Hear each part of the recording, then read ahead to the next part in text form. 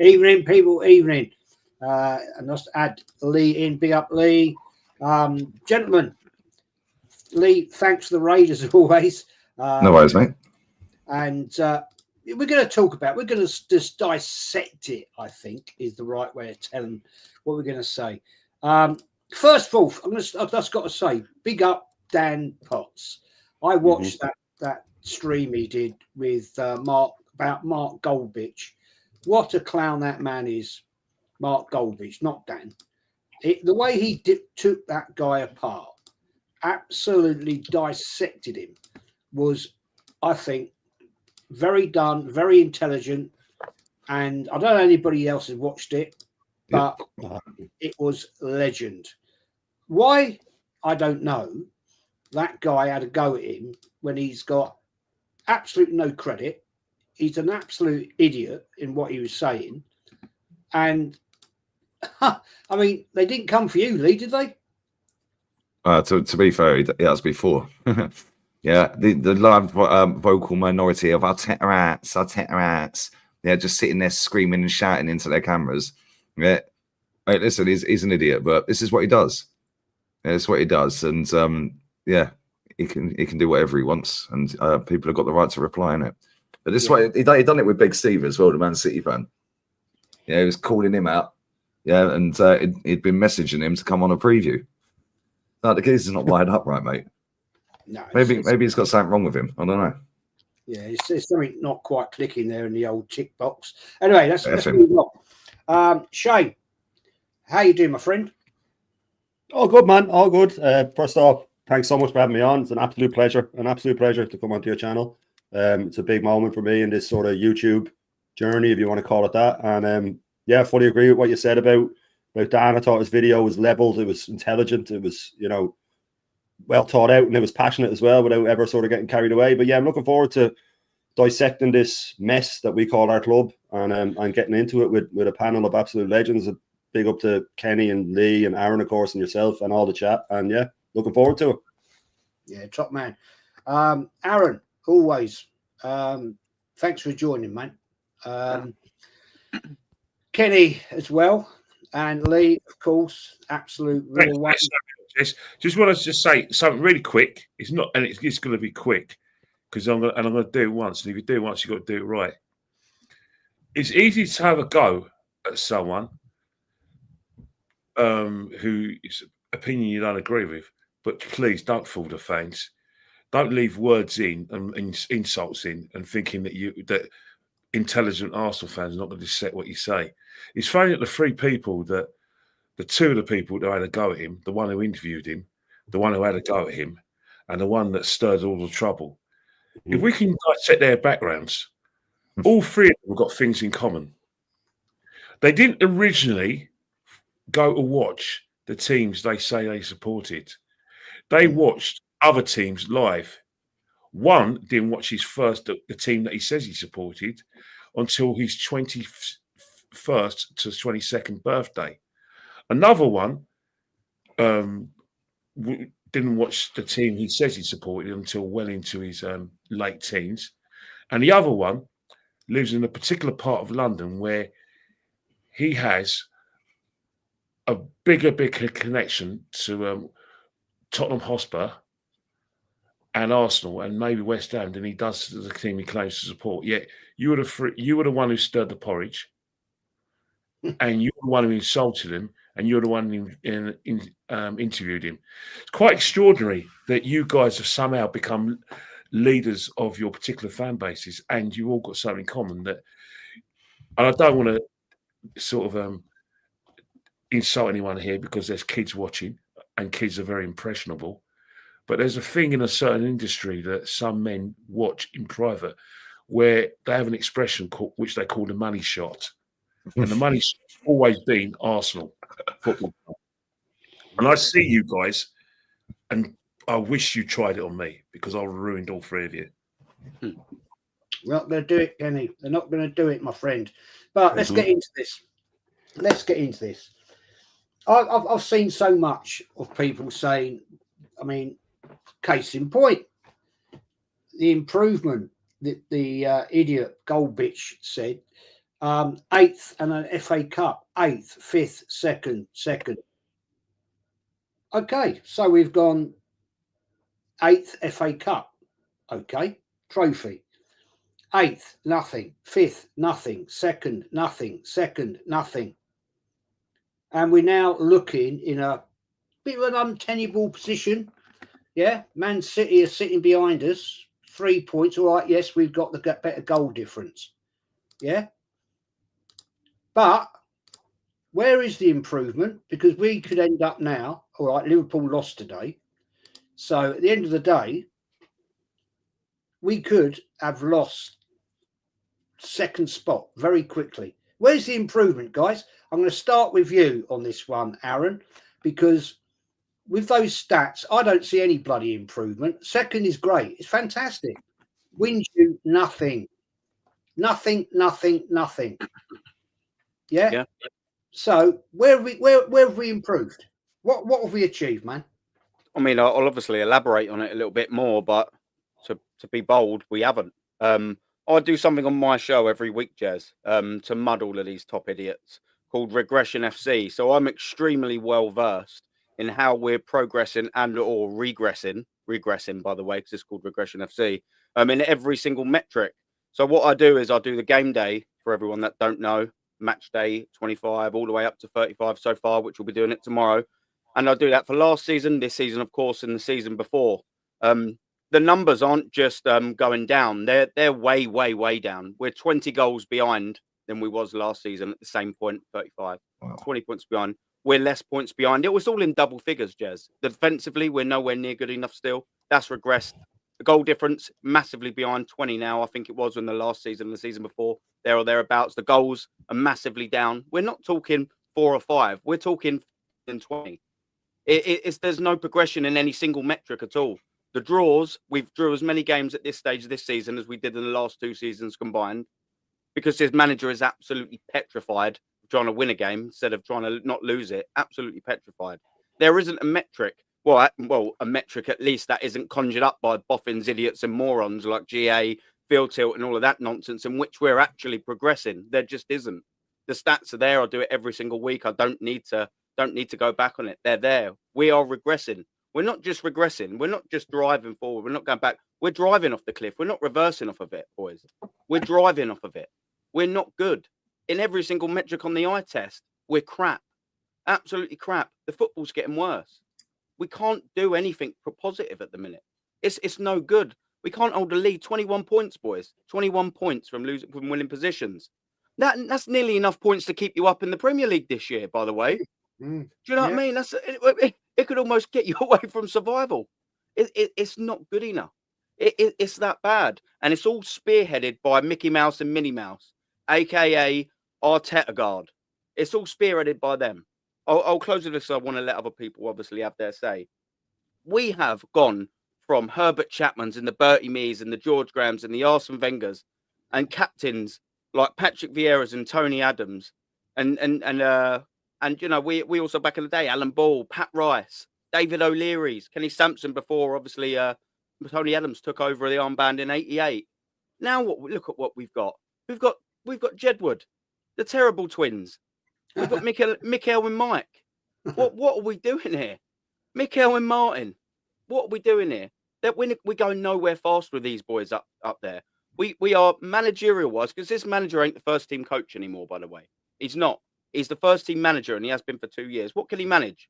He can't squad build, can't squad manage. He ain't got man management in his locker and he can't in-game manage. It's tactics, boys. We've 100% been found out.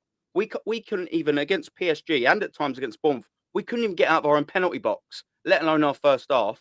We've been tactically found out in terms of playing the ball out from the back. Totally found out in terms of how to beat us a diagonal ball. That's been there for 2-3 years.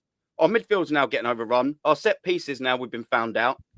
So we've got no tactics left. So if we've got a manager that can't manage whatsoever, and we've got tactics that are failing in every single metric, what hope have we got for next season if this man's still in charge? So to answer your question and all around about there, we are regressing. There's no progression. There isn't. The most damning one of all is we haven't won anything in 5 years.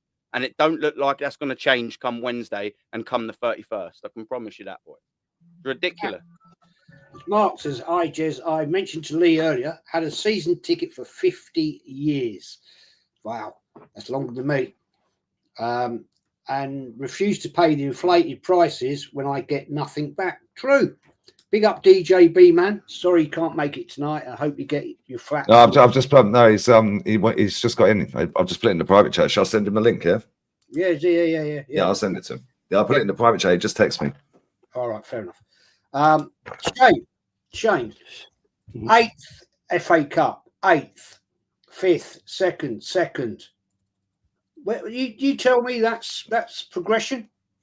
Yeah, I mean, you know, what I don't get. Sorry, mate. What I don't get. So coming second wins you what, man? What does it win you? Fuck all. I don't care about second. I want 1-1-1. Yeah, it means nothing, Jez. It means absolutely nothing at the end of the day. And I always say this when I get this 8-8 second, and then they thought it would be second this year thing. I go 8-8, right? Then I go, 8-8, 5th, second. I go 5th. Okay, we were 8 points clear of Tottenham with a few games left. We threw it away. That's what I see. I don't see 5th. I see we were in 4th and we threw away 4th. The first second, we were 8 points clear of City. We threw that away. The next second, we started off terribly that season, started to pick it up, but we threw it away in December. But he likes to go on about the calendar year trophy that we got. Most points in the calendar year. He doesn't mention that the 2 games before that calendar year started, we lost. We lost to Fulham and we lost to West Ham. We threw away the league. He doesn't mention that. That's the problem. Dude. And that's what you're dealing with. But you see, it's total regression for me. And what gets to me the most is when they name these places where we finished. They don't seem to watch the football.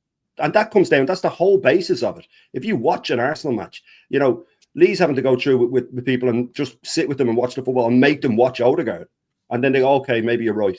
You know what I mean? It's like they're not watching the full match. It's like they don't understand football. It's like they just watch a little YouTube short of Martin Odegaard spinning and the ball slowed down and they go, oh, he's amazing. They don't seem to watch football or know football. And it's no coincidence that the majority of them on that side, there's not many of them over 30. There is a few. There's a few over 30, but not many.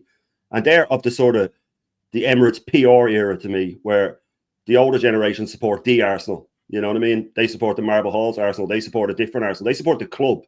They don't support a manager.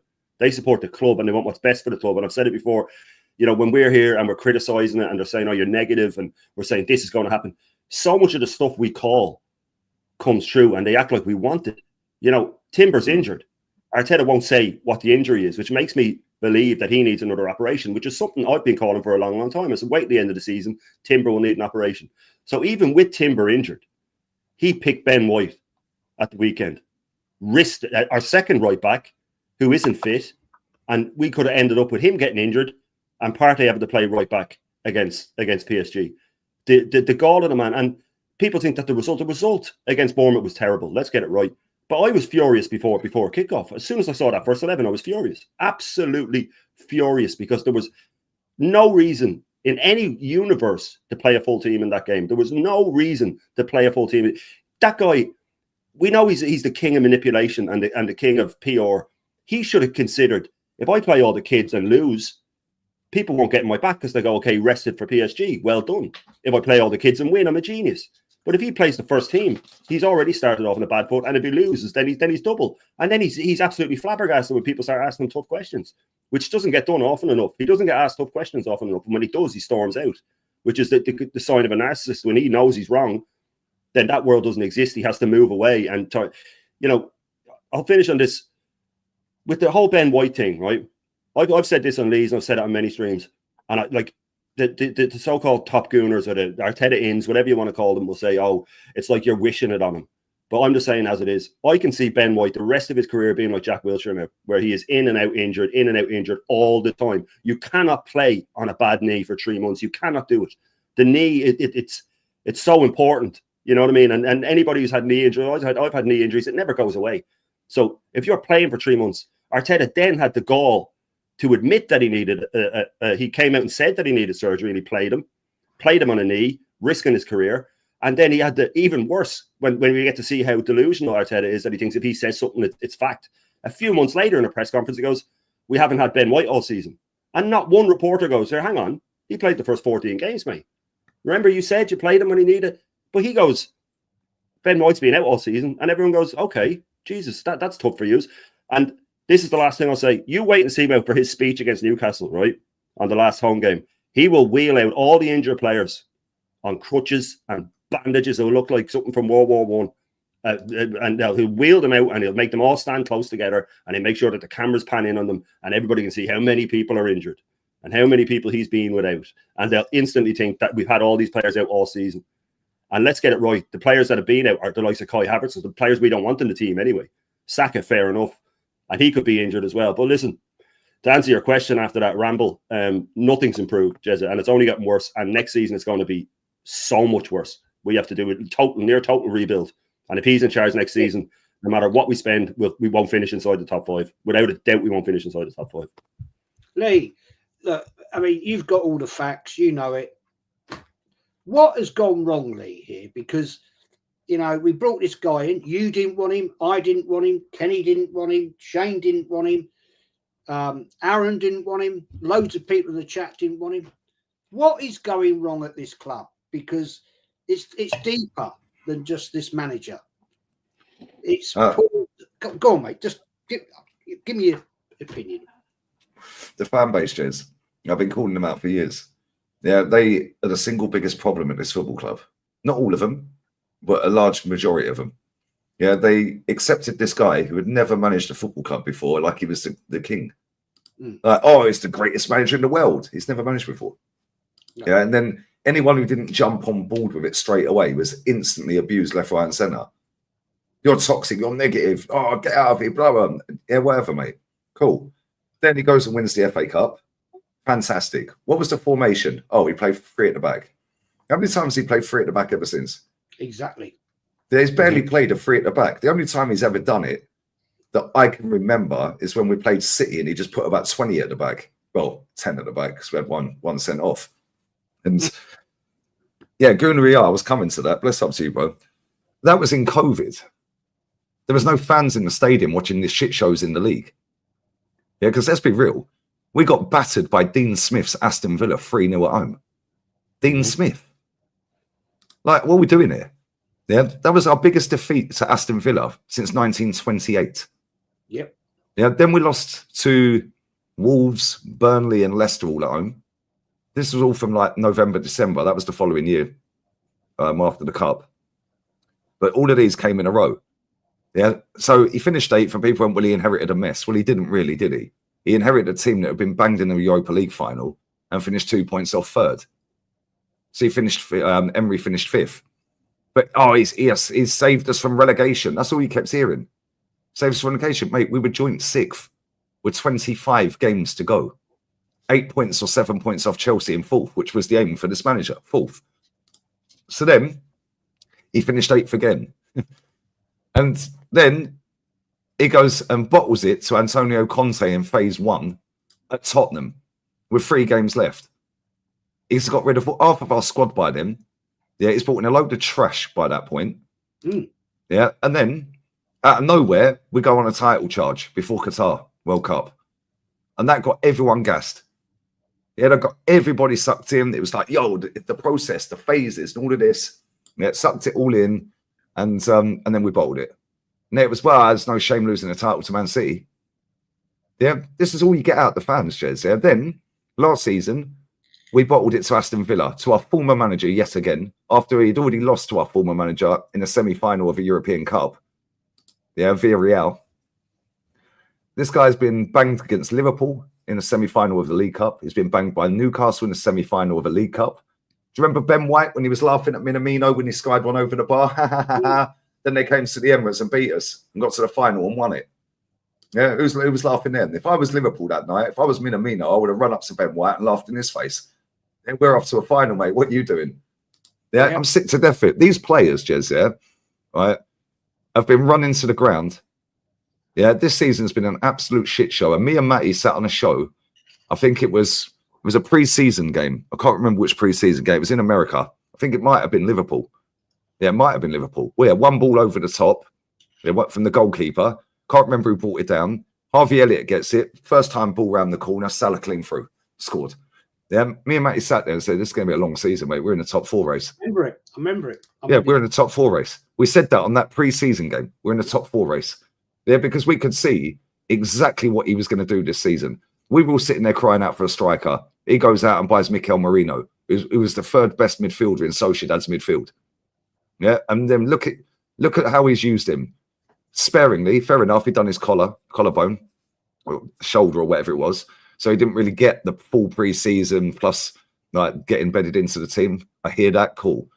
But now he's put him up front. Yesterday, he brings him off the bench and plays him in midfield. Are you fucking stupid? Yeah, he has Zinchenko on the bench, who should have started yesterday. He's been playing in midfield when he has played, and he plays him at left back yesterday. The guy is more confused than Scooby-Doo, mate. Like, honestly, why are you bringing him on to play left back?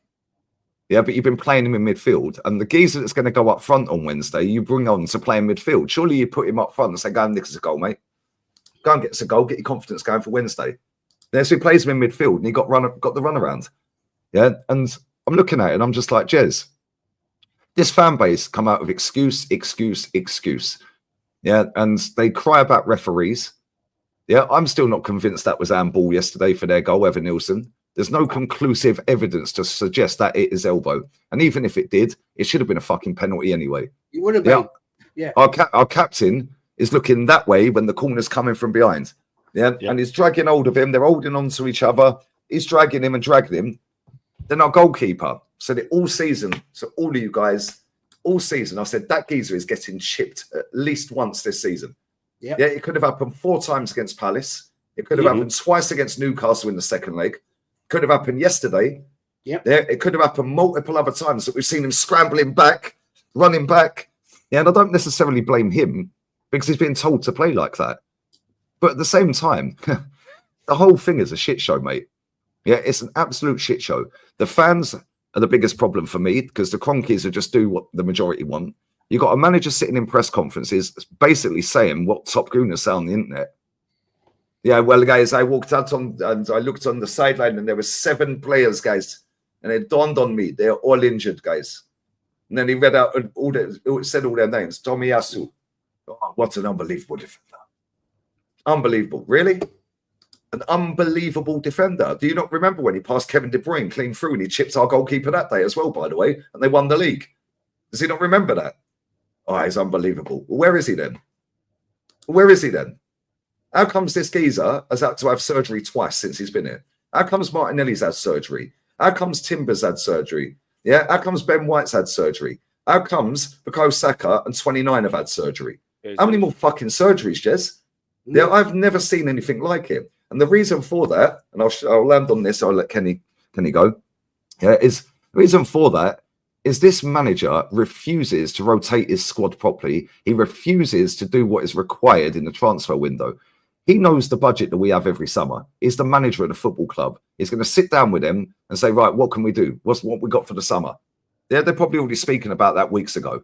And they've gone, well, roughly there or thereabouts, we can do about 80 million in transfer fees. Roughly. We'll have to get rid of a few. So which ones do you want to get rid of? He gets rid of 4 attackers and brings in Raheem fucking Sterling as replacement for 4 attackers. So instead, when he knows the budget, he goes, right, what I'll do is I'll go and buy Calafiori because he can model the merch and all the girls will love him. All the boys will fancy him as well. Then what I'll do, is I'll go and get Sociedad's third best midfielder. Yeah, because the project of having 29 in midfield didn't work. So now he's up front. Yeah, all he's done is just mask over all the things that he's done wrong. Ben White, he brought as a centre back, he's now right back. He brought Timber as a left back, but Ben White got injured, so he's playing him right back and he's staying there now. And Ben White can't get a game anymore. Then he brought Zinchenko, he's brought Calafiori and all these other players, centre backs, to play left back. And lo and behold, Kieran Tierney's still our best fucking defender at the club. And he can't get a game because he can't invert and he tucks his shirt in. And he ain't pretty enough. And then the boy out the academy, who's a midfielder, is now at left back every week. It's an absolute disgrace, mate. He's got a goalkeeper, who's fallen off a cliff this season. I don't care what anyone tells me. That goalkeeper has been shit all season. He's been unbelievably poor all season. We've got Bukayo Saka, who don't look anywhere near being fit enough to be on a football pitch. But don't worry, Yeah, he scored against Everton, and he had a good performance against Real Madrid, and he scored against them. Yeah, well, cool. What did he do yesterday on the eve of us playing the biggest game of the season? Yeah, because I didn't know he was on the pitch, and it ain't his fault. I'm not blaming him. Yeah, we're looking at Ben White, Martin Odegaard. That's our whole right-hand side going into that PSG game, by the way. All of them look fucked. Yeah, let's just be real with it. Our captain's a disgrace. Oh. Yeah, Ben White's done. Yeah, Saka's done. And I remember sitting, and I'll say this, Kenny, sorry, mate. I'll say this last thing. I remember sitting on a show with a Gale, and I think Cooks was on there as well. Loads of people in the chat. Yeah, well, I said, I'm telling you now, Bukayo Saka is going to be fucked next season. Yeah, I said, it's all well and good now, him having a run out and all of this and scoring a couple of goals here and there. You don't know the long-term damage that's doing to him next season. He looks lost, mate. Mm-hmm. Yeah, he ain't been the Bukayo Saka we've seen last season or before the injury. Why? Because he ain't fit. No. And it's the same with a lot of our players. He's ruined a lot of our players. Jesus is done as a footballer, mate. He's killed him. But here's what it is. It's not just a one-person problem, but the fans can get him out. They don't want to get him out because they're just happy to see a better version of Arsenal that ain't getting banged 6-3, 6-0, 8-2. Fact. But I'm just going to, before I come to Kenny, man, I'm just going to read a couple of super chats. Scott, thank you, man. Is this the trailer for a new Avengers film? Fair play. Fair play. Thank you for your super chat, buddy. Scott, again, Arteta looks like he's sabotaging the club. Many players leaving the summer and the squad is already small. You need about 10 players. Well, that's about right, to be honest. Kenny, you were there yesterday, obviously, and the fans are starting to have a little bit of a punch-up in the North Bank, a bit like in the Wenger days. I have to say, yesterday, Kenny. I have to say, I didn't notice it. I think something bigger happened before the match, but so I don't embarrass the person. I'll keep that to myself because I'm not about that life. I'm not going to go and put it viral. But something else happened that was actually more serious, but it had nothing to do with Arsenal. Well, it had something indirectly to do with Arsenal, but it was a personal and of a belief sort of thing. But we'll leave it at that. But in terms of where it's gone wrong for Arsenal, well, you only have to look at the similarities between Pochettino's Tottenham and this Arsenal. Same sort of thing. If you look at Arsenal's results over the last 3 years, if you include this season, we got the most points out of all the teams that all the teams in the Premiership. But the common denominator is we haven't won anything. We haven't won any cups, and we certainly haven't won the Premiership. The same with Pochettino's Spurs between December 2015 and January 2018. They accumulated the most points out of any team in the Premiership. They didn't win anything. They had a very, very solid team, just like us. But the common denominator is that when it comes to like the 6-pointers, or it comes to the big games when the pressure's on, they never delivered. They were in semi-finals against Chelsea and Man United, lost them both. Lost the Champions League finals to Liverpool. They were in that season, they were a semi-final against Chelsea, lost. This is the same sort of thing with us. And what happened is eventually, like Arsenal, they got a very, very small squad. The Poch never changed his team. He didn't freshen it up in a way we should have done. He should have done. Players wouldn't come to Spurs because they thought they wouldn't get a game because Harry Kane was immovable. The same sort of thing with Sesko. Sesko didn't come to our club last season. Now, Sesko's I don't think he's any of our first choice as a striker. But the example is that he wouldn't come to Arsenal because he didn't get assurances that he would get first-team football over Kai Havertz. And this is a fact. It's well documented. So we have the same sort of situation where recruitment, inability to get over the line between ourselves and Spurs, and the most important thing is people began to work Spurs out, Poch's Spurs out, and they're beginning to do it for us. And that's all in between. If you look at the Poch's last full season, when they got to the Champions League final, they began to fall off in the league. Yeah, they got third place, but from January 2019 up until May 2019, the results went backwards. Do you see the similarities with us this season? And then what happened? They didn't have a great recruitment, and in the end, the Poch lost his job. We're under the same sort of situation where we badly need to get some new faces in. We need to sort that left side pronto. We need to fresh up the midfield, and we need to get a striker in. And we have to sell some of our big names and make a sacrifice, because it's not going to work. You can't do what Man United do and just overload with big money signings. For a start, where are they going to play? And the most important thing is that you're going to be subject to PSR, and that's where Arsenal are going. I'm so glad we got Berta, but Berta's only going to be worth his salt if he actually is allowed to do his job properly and allowed not to just to deal with players' contracts and deal with incomes. He's got to be able to win battles with Arteta when it comes to getting rid of his stars. If Martinelli, if someone comes from Martinelli, sell. Someone comes from Odegaard, sell. You've got to consider it, because they're not exactly brought a success. So we're not going to miss him, are we? Not really. Anyway, good points there, Kenny. DJB, man, thanks for joining, as always. Look,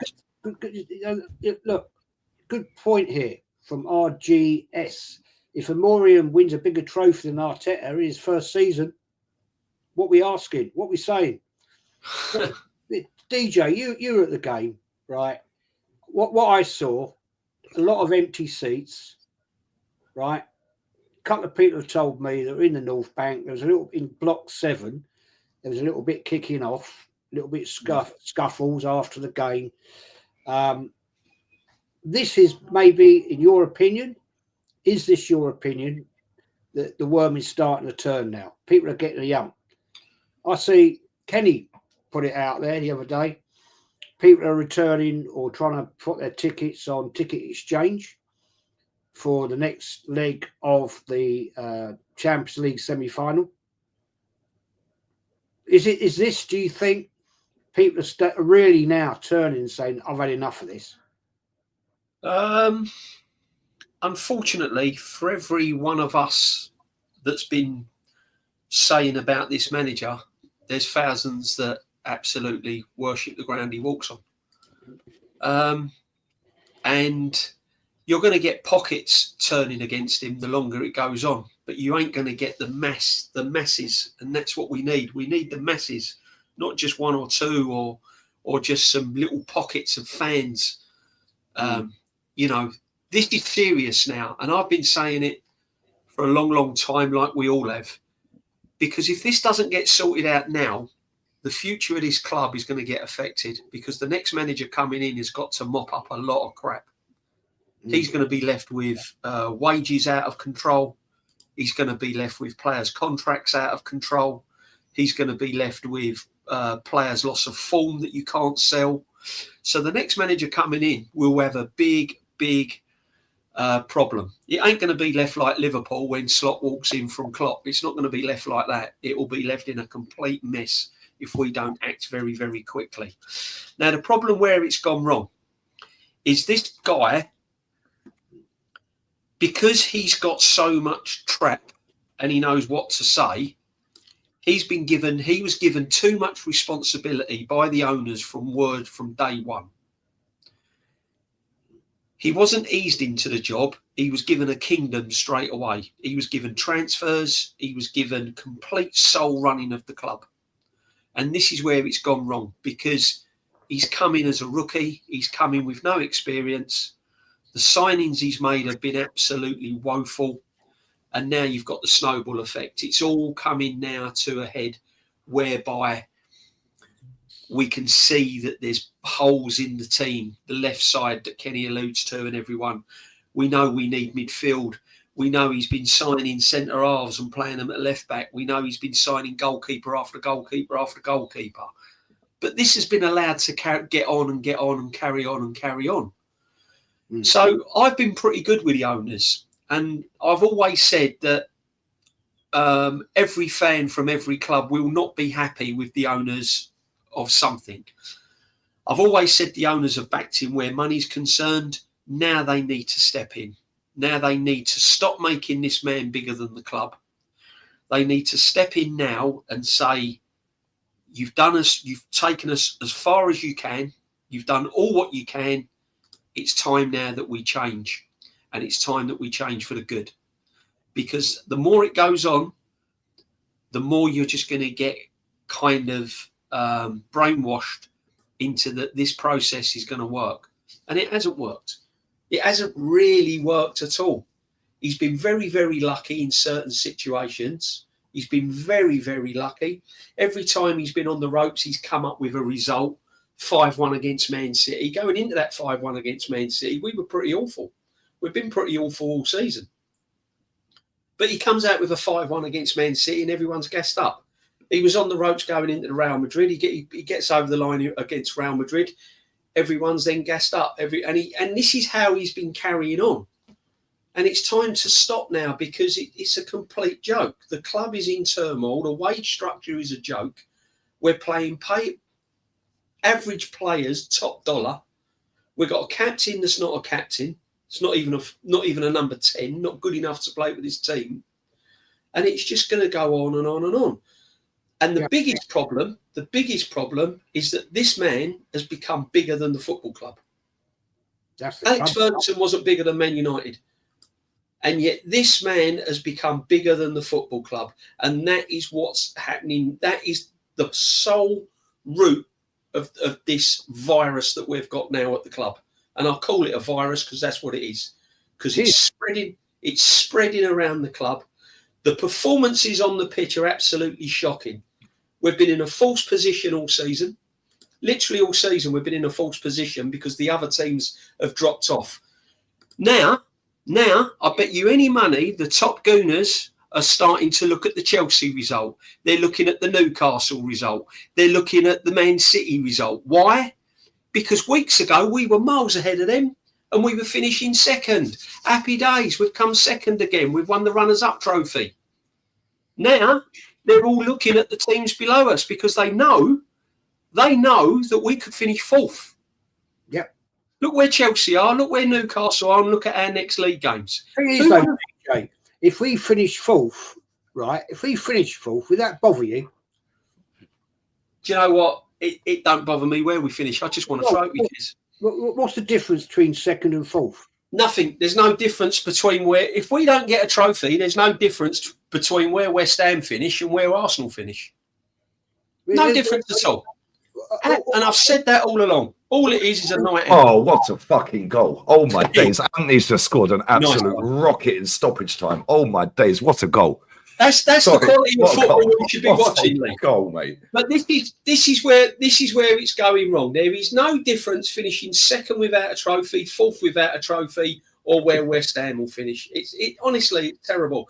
But as I said, the main root of the cause is that this man has been given too much responsibility. He's been given too much.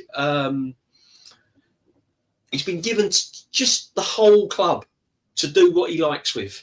And it's wrong because he was never in that position. He was never good enough, experienced enough to take it on. And now it's all coming to a head. And if we don't act on it, I mean, I'm with Shane, top right-hand corner. Even if he wins the Champions League, I want him gone. Because I'm thinking long term. I'm not thinking of a short-term fix. I'm thinking long term. I know. There's 850 in the house. Smash the likes up, sub if you're new. It does help the channel. I never say that enough, but I'm saying it now. Aaron, finishing second, finishing fourth. What does it matter? Look, at the end of the day, all these people seem to want and care about now is Champions League. I get that. Of course we want to be in the Champions League. We want to be in the best league in Europe. Of course we do. Right? But on the side note, does that mean we have to sacrifice everything else? Because let's look at the record of this manager in the FA Cup. Bearing in mind, this club has won the most FA Cups and been in the most semi-finals more than any other football club in England. Yet we dismiss it. And I find it a bit weird, the fact that this manager claims when he's questioned, he's won, dare I say it, 3 trophies, one of which is an FA Cup, the other 2 are dinner plates. Yeah, but he said it. He said it, and I don't believe he said that tongue in cheek. Right? I think he was desperate to make out a shout. Oh, well, I've won. Yeah, okay, fair play. Right, you've won an FA Cup. I respect you for that. I love the FA Cup. Shane does. DJ, Lee, Kenny, you. We all love the FA Cup because it's a I'm sorry, I'm going to have to say it. To me, it's a major trophy. Mm-hmm. No, Jez, he done it after the PSG game the other day. Yeah, he was being interviewed on CBS. Yeah, and she said to him, obviously, tough ask, obviously, disappointing result tonight. Obviously, you've got to go to Paris now and get a result, otherwise you're not going to make it. And he went, it was the same after we beat Real Madrid 3-0. We still had to go there and win. He's subconsciously telling you, I beat Real Madrid. Yep. That's what he's telling you. Yeah. I beat Real Madrid. When before the game at the weekend, before the PSG game, the press conference, yeah, they were asking him about PSG, what he thinks of them as a club and this and that. And he went, oh, a member of staff here today showed me a picture of me when I played at PSG. And I couldn't believe it, guys. I was on the pitch. I was playing football with Ronaldinho. And they showed him, and it was a picture of me and Ronaldinho. So now he's telling you, I'm a great footballer. I played with Ronaldinho. The guy's a scumbag, mate. He's a boot boy, mate. That's all he was. He's a lawyer. He was a little boot boy, isn't boot polisher. If he was a great footballer, how many times did he play for his country? Never. Yeah. Why did he try to declare for England? He tried to declare for England. Yeah, he did. Yeah. I'll give you another one, right? When Cristiano Ronaldo came back with Real Madrid to play against Man United, the Man United announcer, you know, when you read out the names of the players and the shirt numbers and all of that, yeah, Ronaldo's playing against them at Old Trafford, and he gave him the biggest hype when he read out his name for Real Madrid. Yeah, and the whole stadium stood up and clapped him. Let's see if he gets that on Wednesday when we go to Paris. Yeah. How about that? Yeah. Let's see if he gets it. The thing is, though, Shane, coming second, coming fourth, third, fourth, fifth, right? If you qualify, you qualify. Yeah? Mm-hmm. But we haven't won nothing. Yep. We haven't won shit. Aaron, Shane, just throw it in there. Because man, I'll jump in just quick. Point, man, but I'm just pissed off with this club. Yeah, listen, I actually agree with you just quickly. The FA Cup is a major. It always hold a place in my heart anyway, because obviously we all couldn't go to the 2021 because of COVID, but the 2017 one was the first year I got my season ticket. And incidentally, I was able to get a ticket for the FA Cup. So that was my first time at Wembley seeing us lift it. So obviously the FA Cup means everything to me. It did when I was a kid. It did when it was our first trophy I see us lift in 98. And it always will be. But look, listen, you asked about the second place. I actually don't want us to get second, honestly. And I don't mean it as if, I don't want us to be second. Ain't success. It just ain't. I sort of slightly only ever disagree with DJB and saying, as West Ham, it don't mean nothing. The only reason I actually don't want us to slip at the Champions League is because I think it would deter a better manager coming to the club. That's the only reason I'd actually want us to keep Champions League football, is because it would attract a better level of manager. If one was to become available, I reckon it would make us a poorer choice, or maybe they'd turn it up. I hope he gets sacked next season. This is the only reason I say that. But I don't want us to get second, because I'm sick to death of people saying second. Yeah, even in the season where it's been unprecedented injuries and refereeing decisions, they've gone against us, we've still managed to get second. Give me a break. That is the biggest load of shit you'll ever hear in your life. And I'd rather us, whether it be third, whether it be fourth, I don't care. I just don't want to see us finish second, just so they can, because that's what they'll say, second. They look at results and they metrics, but they won't look at the table and see that we're 15 points behind in second. They'll go, well, it was 5 points behind 2 years ago. Now it was only 2 last year, but they won't be quick enough to jump that. It could be 18 points after the Liverpool game, will they? They won't say that. They won't say it's progression with that. I'm sick to death of it. I want us to finish third, and we probably will. Let's get it right. We got Liverpool at Anfield next, then we got Newcastle at home. Anyone see us getting 6 points at that? So I don't see it. I wouldn't even see us getting a 1 point. Newcastle have been astronomically better than us this season. I don't know how they're not ahead of us now, and they proved it the last 3 times they played. Yeah, we might finish 6th. I don't think we will, but yes, I'm just sick to death of it. This second, and I say this phrase all the time. The last time we finished second 3 times in a row, it was sandwiched between 2 double winning teams in 98 and 2002. This is sandwiched between 5th place bottle job and God knows what next year if this manager's still in charge. God knows what. I pray for Arsenal. As I said earlier, everything's going down. Does anyone here on this panel chat? Do you trust Mikel Arteta to manage and lead us through with his tactical masterclass and his signings next season? Nah, it's full house of head shakes. We don't. I just don't see where we're going with us, to be fair with you. If that man gets knocked out against PSG, he deserves to be sacked on the spot. Get him out. Take the prick of a captain with you. Get him out and all, and properly start to rebuild this football club. Because if both Mikel and Martin are both captain and manager of this football club next season, it's another one gone. That's it. We might as well just write the season off already. And then just here we go. 2026 will be saying the same thing. If he sees his contract out, 2027 will come round, and there we go again. We're all sat here on the same panel. Wonderful 6 legends here talking. Wonderful world-class chat talking, and we'll be saying the same bollocks because we're watching the same bollocks. Looped around over and over and over again. All we've done is quantum leap. Last 4 years. Exactly. So why is it going to change? Einstein's definition of insanity is doing the same thing over and over again and expecting different results. That is our manager.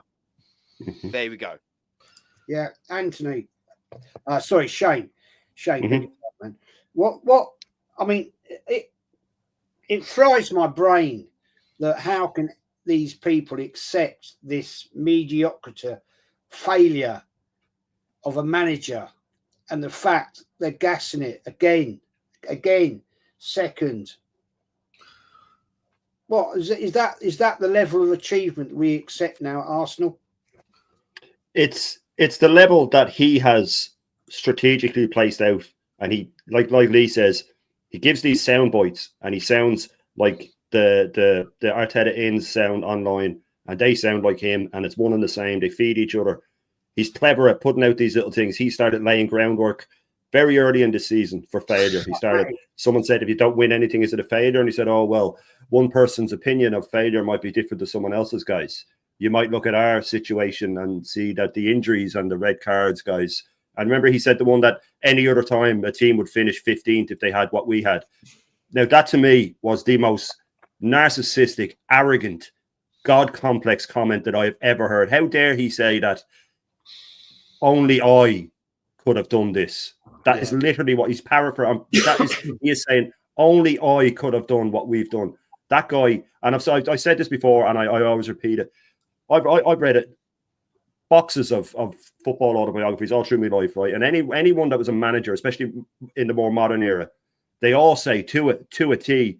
And Henri said it recently as well, that the press conferences was the worst part of their job. It was tedious. It was the same thing. You're explaining yourself. You're having to answer the same questions.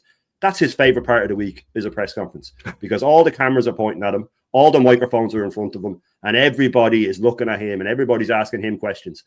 He's in it for the wrong reasons. He's in it because it's the Mikel Arteta show. It's the Mikel Arteta show, and he wants to star in it. Second means nothing. It means nothing. If you were, I don't know, a mid-table team and you finish second, you go, that's brilliant. You know what I mean? It's brilliant. They won't do it again next year. It's brilliant.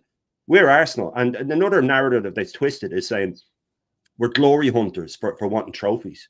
We're glory hunters for wanting trophies. This is Arsenal. It's not Brighton, or it's not, with all due respect to them, West Ham, or even to Villa, right? A team that doesn't really win that often. If they started demanding trophies after one good season, you go, here, pump the brakes a little bit there. But we're Arsenal, and his dismissal of the FA Cup is enough to sack him in my book. It's enough to sack him in my book. The FA Cup final day is one of the most glorious days in football. Pele talked about it. You know what I mean? Cruyff said he wanted to come to England just to play in the FA Cup. When the first foreigners started coming over, Ozzy Ardiles and stuff like that, they didn't come over to play in the league. They came over to play in the FA Cup. They came over to win the FA Cup. When it used to be, we used to get it on BBC over here when I was a young lad, and the coverage started about 9 a.m, all the way through till 3, and you'd watch every minute of it, glued to the telly, watching it, interviews, the magic of it. And every time an FA Cup final comes and we're not in it, I'm depressed. Leading up to it, the day of it, the day after, I wish my team was in it. And his dismissal of it, the one thing that is used to keep him in a job, by the way, oh, he's won an FA Cup in his first 6 months, to then dismiss it. And he does dismiss it. If people think that it's just being unlucky, he dismisses it, this all-white kit, and they're making a laughing stock of it. And don't get me wrong, the FA have a lot to do with putting the semis at Wembley was a disgrace. It completely takes away from the competition. But that's for another story. a totally different conversation. He has dismissed this competition. 10 men United, 60 minutes gone, couldn't break them down. Low block, of course, you can never figure out a low block. But second means nothing to me. It means absolutely nothing to me unless you have to win. You're just first, last, and second, and especially when it's second, and then if it is second again, but it won't. It'll be third or fourth. So it's just more failure. It's more failure. I think it's 19 competitions now in a row he's failed in. If he goes out to PSG, 19 competitions in a row that he has failed in, and that's the word fail. He didn't runner up. It wasn't injuries. I'll finish on this. I'll end on this, and it's a point that Views makes. He's in the chat there. He's a legend, right? He says that we haven't been unlucky with injuries. We haven't been unlucky with injuries this season. We just got really lucky the previous 2 seasons that we didn't get injuries. When even people say the squad is small now, oh, who's he meant to bring in? When he had Smith Rowe, when he had Fabio Vieira, Nelson, and Kedia, he still didn't rotate. We were 5-0 up against Lons at half time. He left Saka on, flogged them. And now he's saying that the injuries in Saka's head. Is that 15-inch scar on his leg and his head, is it? The man's a narcissist. He has no care for the players. And for the likes of Wanyeri, he'll be gone soon. And I wouldn't blame him. If I was him, I'd be telling my agent, I need to go play football. Our most creative player, and he's completely nullified him. And yeah, to answer your question, Jess, second means absolutely nothing to me. I want trophies. We're Arsenal. We should be winning trophies. Not every year, but most years we should be winning trophies, cups, whatever. We should be winning them. And this season was not a league challenge. We weren't top for one day. It's not a league challenge. We just watched Liverpool stroll the league, and that's it. Fact. Kenny, we've discussed this before, but people accusing us of just a little comment here. How many hours can these guys moan? They must repeat themselves. Well, yes, we do repeat ourselves because we are actually trying to make change the opinion of idiot supporters that will accept failure. I never accept failure. I've never accepted failure in anything in my life. And my great football club, once great football club, never accepted failure. Kenny. Well, the thing with Brian H is he everything Brian H stands for is completely opposite to the question you asked regarding do we care whether we finish second or third or fourth? Well, people like Brian H, the reason why they're calling us moaners, because people like Brian H, they're all about 2 things: progress and progression. Unfortunately for them, if we finish fourth, then this shoots down their arguments about progression, because if you finish lower than what you finished in the last 2 seasons, then that's regression.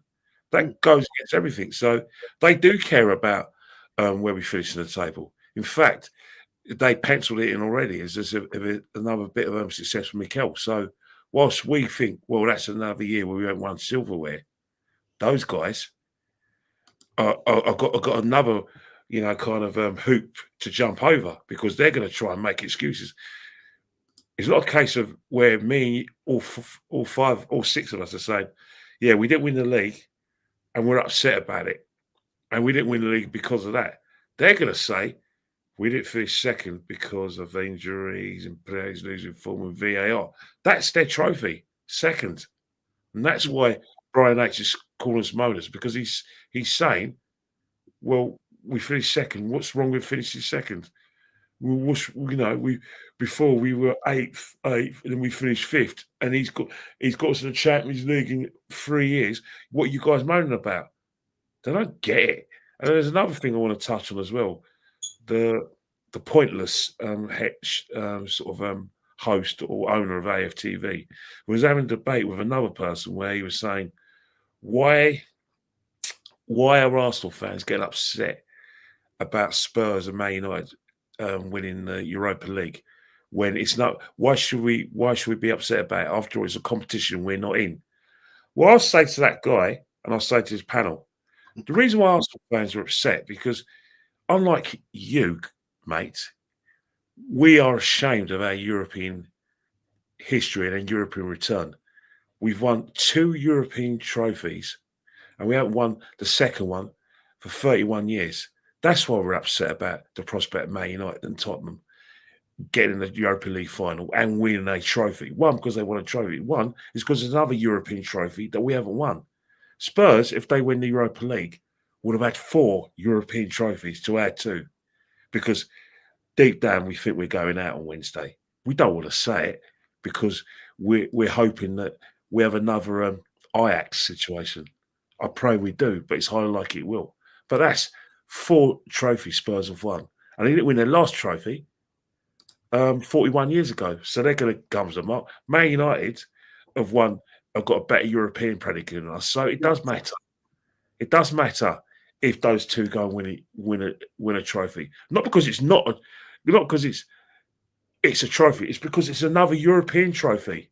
And that's why I'm praying that we do get to the final. We do win it, because not only is Mikel Arteta presided over a trophious return in the league and the FA Cups, he's also got a really, really average European record where he's flopped even in the Europa League. So we may not have competed. We may not compete in the Europa League, but when we were in the Europa League, he never touched the sides either.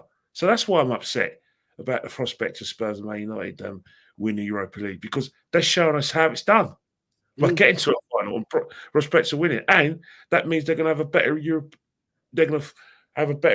predicate than us, and I can't handle it. We're meant to be a big club, but where's our Champions League? Where's our European pedigree? It's a joke. Losing finalists, that's all we got to show for it. True, very true. Lee, I know you got to jump in a minute, mate. You got your watch long. I've got about 20 minutes, 25 minutes. But no, Jez, you're spot on about second place and all that. Yeah, I couldn't give a shit where we finish if we don't win it. Really, no. Yeah, right. Let's just be real with it. Like, obviously, we don't want to get relegated. Although maybe we'd win the league if we got relegated. Not at this point, we would. Well, one thing's for sure. If we got relegated, half the fan base would fuck off, wouldn't they? Yeah, we might get our club back. Do you know what I mean? But no, real talk, yeah. All jokes aside, I couldn't care less whether we finish 2nd, 3rd, 4th, 5th this season. Couldn't care less. Yeah, because we ain't winning it. Yeah, but like Kenny said, these fans have already bookmarked it that he's finished 2nd 3 times in a row. That's it. That's enough for them. Oh well, you know, we unprecedented season. We got to 2 semi-finals. We beat Real Madrid. We beat Man City. You know, if he gets a couple more players in that he needs, has less injuries, then, you know, we're right on the cusp of greatness. That's all I keep hearing from these people is, you know, we're set up to win in the future. Well, when's this going to happen then? Because every time you ask these people, like, how long's left? Oh, well, if you don't do it next season. Yeah, but you said that last season. Yeah, what about if we don't do it next? Oh, it'd be another excuse next season. Then it'd be, I'll give him it, and then it'd be another season. All of a sudden, it'd be 10-year trophy drought, which is longer than Wenger went on. Yeah, and round and round and round we go. Yeah, I couldn't care less, if I'm honest. Yeah, I'm pissed off that Liverpool won the league. Yeah, I'm pissed off that Man United or Tottenham are going to be in that final. Yeah, I don't really give a shit about Tottenham, Jez. You know I don't rate them. Yeah, but at the same time, yeah, if either of them win it, yeah, do you know what the narrative would be for most of this fan base? Yeah, look where they finished in the league. Yep. Nobody cares. When we beat Frank Lampard's Chelsea in lockdown in the cup final, right, they finished 4th. If that was the other way round, our fans would have gone, yeah, it don't matter. We've won it more than anyone. We're in the Champions League, mate. They've always got an excuse for failure. Yeah, at the end of the day, yeah, no other big club on the planet would act like this. He wouldn't have lasted at Liverpool for this long. Yeah, he wouldn't have lasted at Man United for this long. Definitely wouldn't at Chelsea. Yeah, Man City wouldn't have lasted 5 years without a trophy. He no wouldn't chance. have lasted at Tottenham League. Tottenham would have heard. Yeah, look at the way they sack managers. And not only that, Man United have been an absolute clown club since Fergie left. Yeah, and I think this is their 9th final in 11 years. Yeah, that's nearly one every bloody year. Yeah, and they've been an absolute joke. Look how many managers they've had. I think pretty much every manager they've had has got them to a final. Ollie got them to a final. Jose, Van Gaal, Ten Hag, Ole Gunnar Solskjaer, and now this geezer. The only one who didn't was David Moyes, but he weren't there for the whole season anyway. Yeah, it's an absolute joke, bro. Every single one of their managers, bar David Moyes and Ragnick. 12 years ago. Yeah, Ragnick and David Moyes, yeah, are the only ones that ain't gone to a final, I think, since they've let Fergie, well, since Fergie retired. Yeah, Neither now of them look had at a us. season. And it's mad. Like, I know they ain't won them all, but they've got to them. We don't even get to them. No. Like Failure. we don't even get to them. It's always next year. But if we have this, but if we have that, but we didn't have that, and the refs this and the refs that. I say this all the time to people, right? The refs are crap for everyone. Yeah, so how's the ref stopping us missing a one-on-one? Yeah, Bournemouth. The excuse after we lost to Bournemouth, not yesterday, earlier in the season, well, they sent Saliba off. No, it's a disgrace. Look how far away he is. No, that weren't a red card.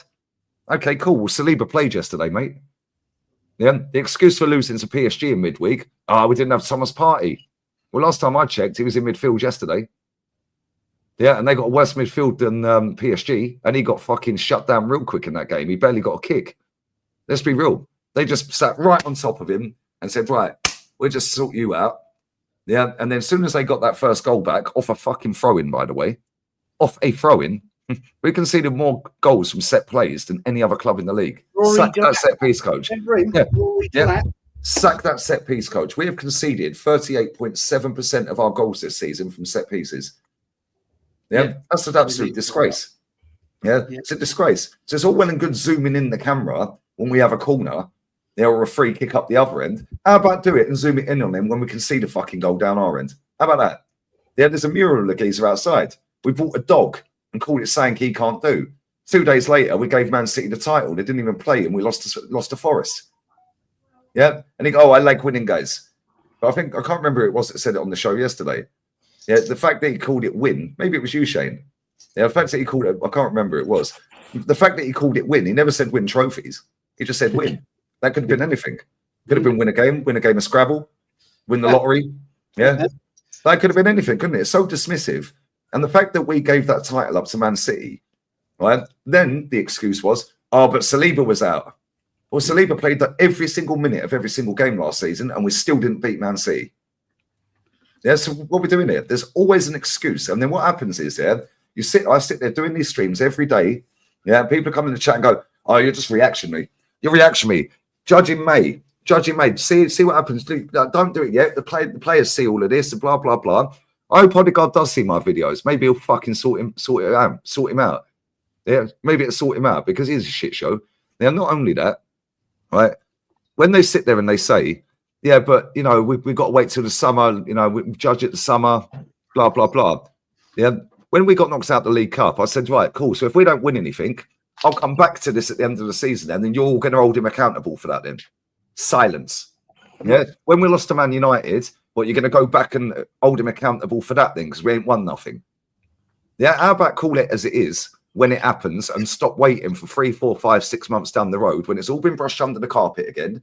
Yeah, then what will happen at the end of this season is going to wheel him out on the pitch, all them injured players, like Shane said, is going to do some mad dramatic speech. It'll be new kit day that day. Yeah, new kit day. Come and get your new kits. They'll be queuing up around the block there for the new shirts. We'll probably lose against a Newcastle at home. Yeah, then we'll go and fucking, don't worry, guys. Transfer window, because this fan base will then spin it away to go, right, now the transfer window is going to open. Yeah, and forget everything that's just happened. Yeah, and this is what they do when they sit on panel shows or in the chat or when I see them on their shows and all of that. Yeah, they always take the very last season, as the metric, or the very last couple of games as the metric. Look at the Madrid game. Look how happy we were on the Madrid game. But ultimately, 2 days later, we were like, right, that's done. Yeah, now move on. Mm-hmm. Yeah, that's it. It's just another game of football. It's a quarter final. It ain't the final, mate. Yeah, but this got to go. They're going to hold that. Oh, yeah, but he beat Real Madrid. Motherfuckers, I've seen us beat Real Madrid before and get to a final. Yeah. I've seen us win league titles. I've seen us win FA Cups. I've seen us win in Europe. I've seen us do invincibles, doubles. I've seen us win the league at Spurs and White Hart Lane. Yeah, they started going crazy about we beat Madrid. Whoopee-doo. Yeah, Man City have got more wins in the Premier League this season than we have. Mm-hmm. And they went 1 in 13. 1 win in 13 they had, and they're 1 win ahead of. They've got 1 win more than us this season, and they're right on our coattails. Disaster. He said their season's a disaster as well. He also said even if they win the FA Cup, it ain't been a good season. Yeah, he said we're 1 million points behind Liverpool. He actually said 1 million points behind Liverpool. It ain't been a good season, even if we win the cup. Yeah, if we win the cup, fucking hell. Oh my God. Oh, what a manager. Get out of here, man. I've never seen anything like it, bro. There's so many managers out there that we could go and get. And then there's a geezer who, I'm going to shut up after this, yeah? Mares FC, My Ballers, Ivan Toney and all that. The manager there, and I said this on the show last night, so if I'm boring people, sorry.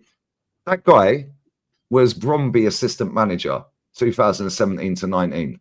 Yeah, then it was Salzburg B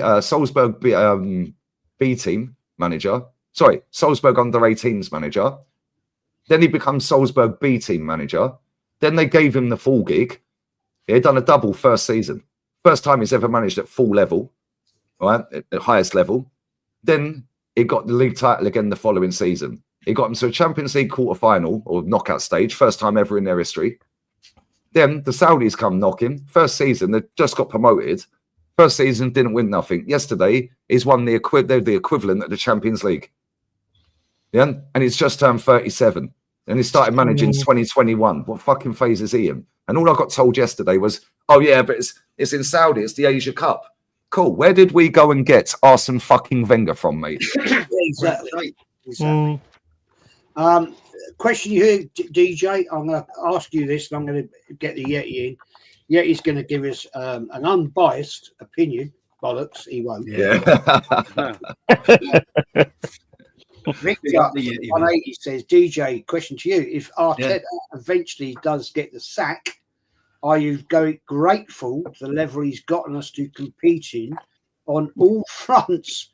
On all fronts. What have we just been saying? I like the I like it where he says the levels he's gotten us on competing. Well, there's no point getting to levels if the man don't will learn by his mistakes, is there?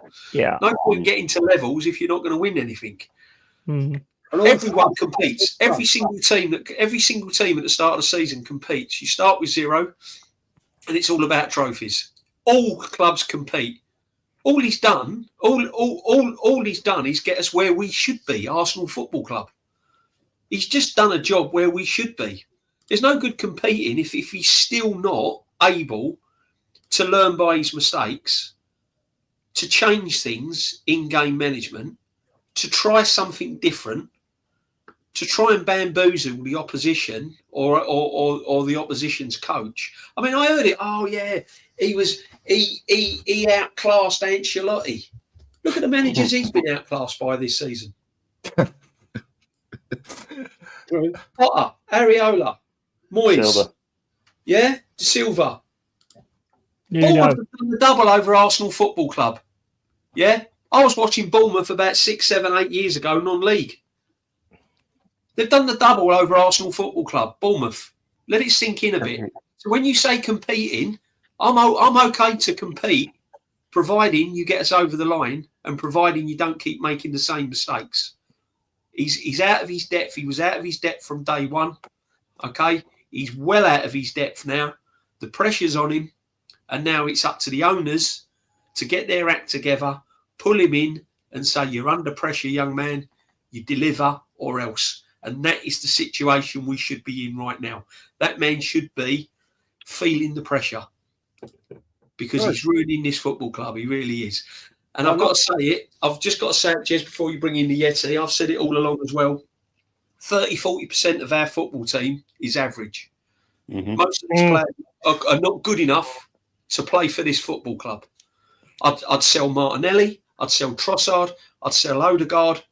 The only players I would keep, and this is the truth, Saliba, Gabriel, Timber, Rice, Partey a year's extension, and probably and apart from that, Skelly, the 2 young lads, and Saka. Apart from that, and Skelly.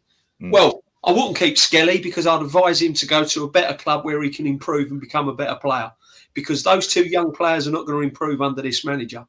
And if I was his agent, I'd be moving them on. Look what he's doing to Wanyeri. What has Wanyeri done to this guy? Look at the way he's treating this young player. And I've said it. It's another Smith Rowe. It's another Emil Smith Rowe. Round the corner. I'm just going to do your super chats, guys. Got a few. Lawrence, big up Lawrence, man. Pays me to say this, but I hope we lose all our remaining games and miss out on Europe because that will expose this clown for the fraud he really is. Thank you for your super chat, man. I hear you a lot on other channels, and I've been on channel with you. And you do speak the facts, man. The level drop of Bihinio. Thank you, mate, for your super chat. The problem is people don't like the truth, and the truth always repeats itself whenever it never changed. And once you change the truth, it becomes a lie. Great point. Great point. Great point.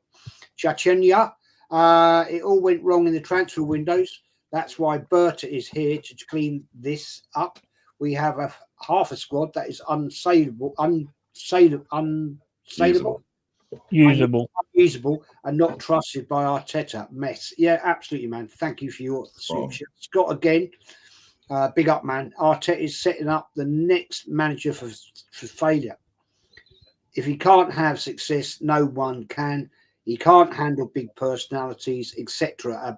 Hence, that's why he's scared of Berta. That is a very, very good point.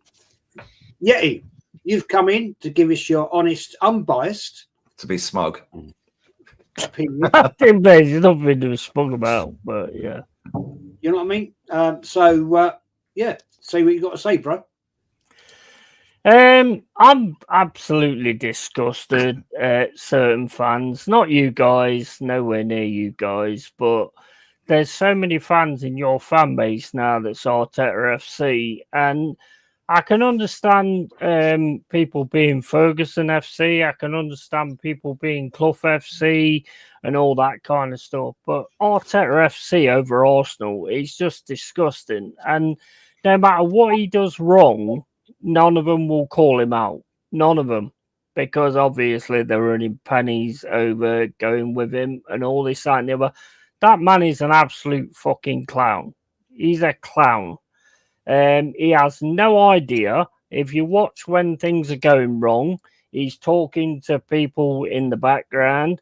He's not actually making any difference. Look at what he did against PSG. Brings Ben White on when you're losing 1-0. I mean, what the hell is this guy doing? He has absolutely no clue. And another one I want to point out as well is, are you telling me that he's not seen Rice take free kicks like that, like what he did against Real Madrid? Yeah, he always puts Odegaard there, and Odegaard is absolutely useless. He makes out he's busy in the games. He doesn't do anything. He's just passing sideways, backwards. He did one through ball pass, and nobody knew what he was doing. So what are you doing on the tactical pitch? You know, he is an absolute clown, man. You've got to get rid of him.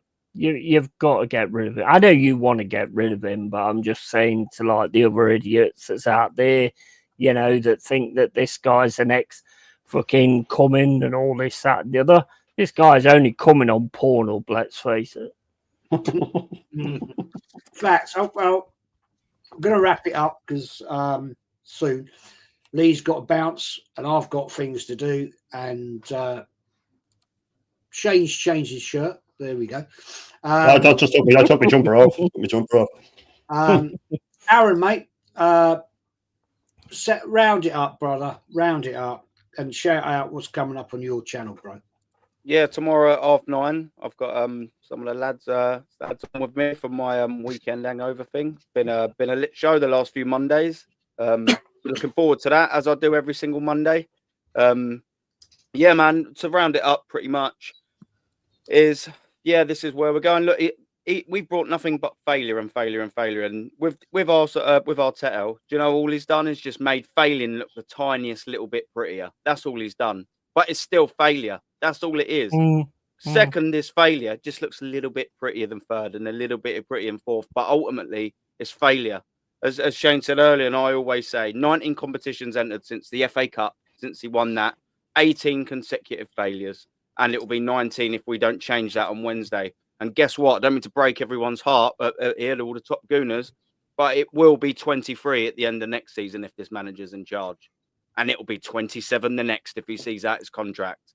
27 failures. Don't be surprised. We've been telling, Lee and the boys have definitely been telling you for years. I've been telling you almost every stream. It's going to happen. This manager ain't good enough. And the second you lot get on side, and see where we're coming from, honestly, the better for this football club, because there's two common denominators in this failure. Arteta and Top Gooners, you lot. Not us that's watching this stream, but them Top Gooners. They're the common denominators in this failure. Until that changes, we'll just be scratching our arse and smelling our finger, wondering why we ain't won anything. But big up, Jez.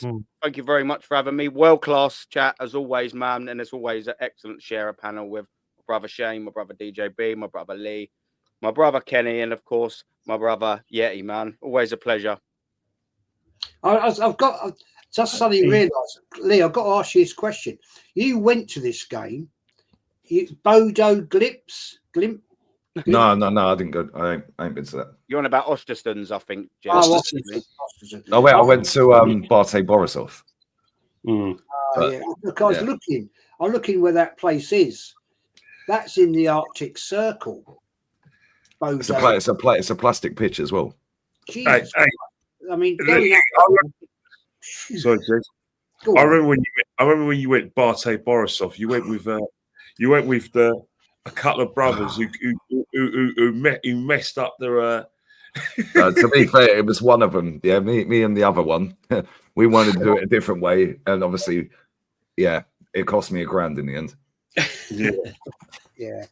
Anyway, I got that one wrong. Apologies, but Shane, good debate, good chat. So sorry to cut in very quickly. Yeah, anybody who's got this Real Sociedad Bilbao game on, just go and have a look at the stadium tifo. Yeah, look at the stadium. That's how you do a tifo. There's about 1 billion people dancing on the pitch. I don't know what's that's all about. Okay. That's how you do a tifo. Yeah, everyone's mocking us, by the way, because they don't normally do tifos. We see this. But anyway, sorry. No, not at all, man. Not at all. Always. Shane, my friend, channel's growing nicely. Shout yourself out, my friend. What you got coming up? Yeah, 100%. And thanks again for having me on. Absolute pleasure. Got a few bits coming on, but I just wanted to land one point. I'll be very, very, very quick. It's something that I said on Lee's channel tonight, and a couple of the people here that I mentioned. It came up about the stadium being half empty. You know, they were clearing out against Bournemouth there yesterday. Everybody was clearing out. The fans were showing their support, and I think we know which side those fans are on. The ones that left early. And I turned around and I said, do you know who would have stayed till the end? Kenny would have stayed till the end, and DJB would have stayed till the end, and Potsy would have stayed till the end. The so-called negative fans would have stayed till the end. It was the rest of them that left to go get their chai lattes and their poppy seed bagels, man. They're the ones that left. The real fans are the ones that stayed because they love the club and not Mick Arteta. But I just wanted to get that out there. I'm very presumptuous there in assuming that Kenny and DJB stayed till the end, but I just imagine. I'll stay to the end. I always stay at the end because it's. There you go. Me too. I love Yeah.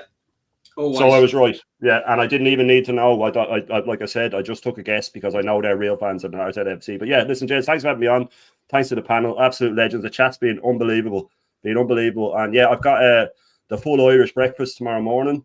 And then on Tuesday, I've been doing a decade series. I was doing Was Football Better back in the day, and I was doing from the 50s, 60s each time. And I finished that, so now I'm going to go through each World Cup. So it's the 1930 World Cup in Uruguay. I'll be covering that on Tuesday, midday. I have a couple of things coming up with some other YouTubers with views. I'll be doing a show with him and hopefully one with Aaron. And I do the Monday show with Aaron. Loads of stuff coming up, loads of other streams. This community's been unreal to me, like you said. Channel's growing quickly. Only a couple of months old. I've been on with Northside Lee, Aaron, yourself, all the actual OGs, the people that when I first started doing it, I was like, imagine getting on with these guys.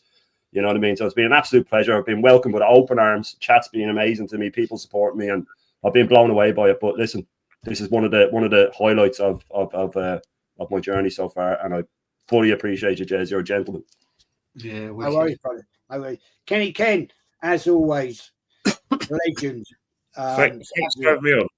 Thanks for having me on. Well, now there's no sort of electricity outrages in Iberia. Hopefully we'll be doing that. Hopefully we'll be doing like the podcast tomorrow at 6 o'clock. Hopefully. Yeah, forgot about that. Yeah. 6 o'clock. Don't forget. You know what I mean? But so I'm looking forward to doing that, and obviously, I need to get over the boxing that I kind of stayed up for in the last couple of days.